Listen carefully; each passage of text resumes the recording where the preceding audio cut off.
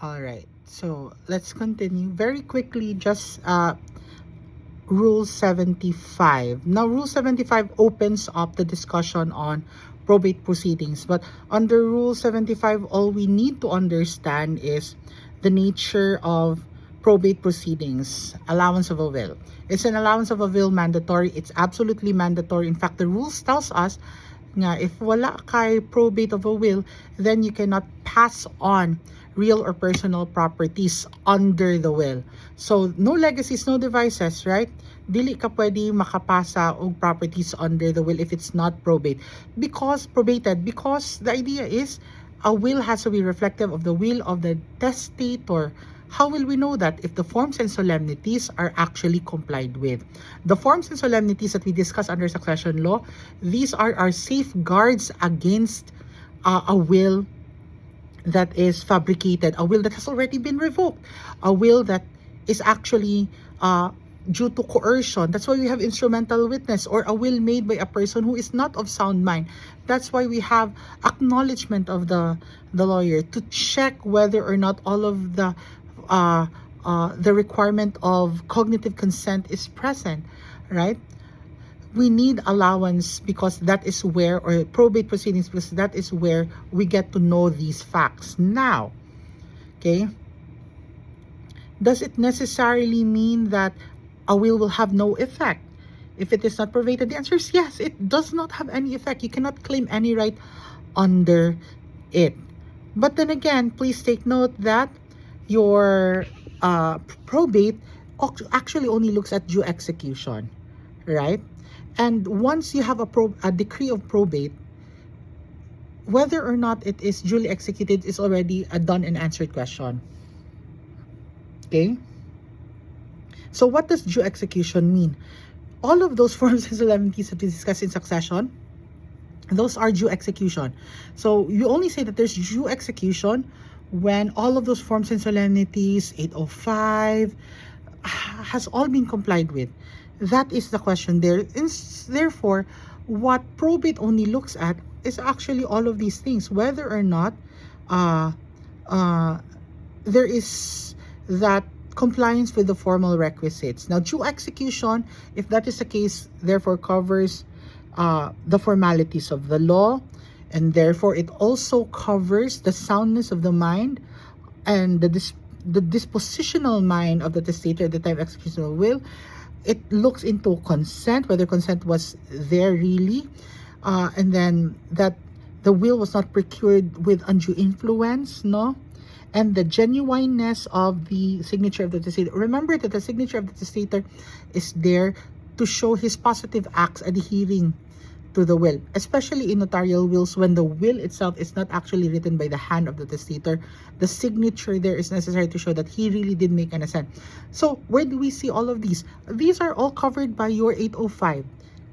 So on and so forth, right? Attestation clause, the requirement for instrumental witness, the requirement for acknowledgement, it's all there, okay? So our rules provide that allowance of the will shall be conclusive as to its due execution. So all of these things, therefore, becomes determined or becomes established as matters of fact. And it goes back to the definition of special proceedings, right? That there is an establishment of a fact. Okay, question. Can the will or can the probate court go into intrinsic validity of the will? The general rule is it cannot go into intrinsic validity of the will, right? It cannot, right? That is the general rule. However, there is an exception to the rule, correct? The exception to the rule is when the will in and of itself only institutes a general institution of heirs without any legacies or devices, and that the invalidity by reason of intrinsic validity of the will render the disposition of heirs invalid, and therefore the probate court can still rule upon that. One good example, and with many cases, is in the question of preterition. Remember preterition, when a compulsory heir is fully excluded from the will. Therefore, if that is the case, the institution of heirs is wholly abrogated, right? So what if you have a will that says, okay, A, B, and C are my heirs, period, nothing else. But then there is E, who is also technically a compulsory. He comes in and questions the fact nga, I'm actually also an heir, so that will is invalid. The court actually cannot say, in general, saying we'll look into the validity of the contents of the will, because content man akong kinsang heirs, right? The court technically cannot do that. But in a case like this nga, kung the court will look at the validity, the intrinsic validity of the will, and whether or not that person is preteritated, the will becomes obsolete, it actually saves the court time, right? Kaya kung for example, maingon ang probate court nga, yes, the will is valid, but when we are going to actually settle the estate, right? We're going to settle the estate na distribution, that person, that preteritated person can file a suit, no? To stop the kuan of the will, because the intrinsic validity of the will needs to be determined. Pwede, no? So madubli ang proceedings. So ningon ang Supreme Court, pwede na nimo i-hear at the same time. But only if ang rule katong sa kuan is that the will only has institution of heirs. Kay mora man po'y ma-abrogate kung naa kay preterition and nothing else. Just take note of that. That's very, very important, ha?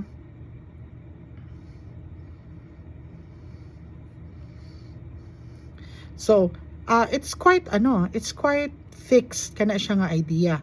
Nga all you actually really need to do when you have that, when you have a probate, just look at your execution and nothing else. That's a very, very solid thing to do. So, determination of the estate, like mga properties.